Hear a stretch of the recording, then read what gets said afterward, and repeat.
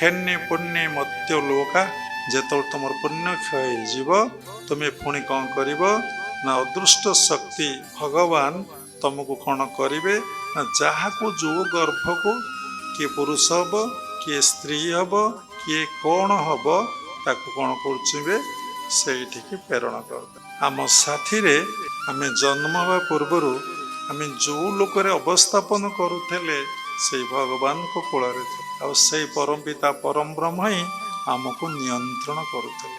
ଏବଂ ଯେତେବେଳେ ଆମେ ମା ଗର୍ଭକୁ ଆସିଲେ ସେଇ ପରମପିତା ପରମ ବ୍ରହ୍ମ ହିଁ ଆମ ସାଥିରେ ରହେ। ଯେତେବେଳେ ମା ଗର୍ଭରୁ ଆମେ ପଦାକୁ ଆସିଲେ ସେଇ ପରମପିତା ପରମ ବ୍ରହ୍ମ ହିଁ ଆମ ସାଥିରେ ରହେ।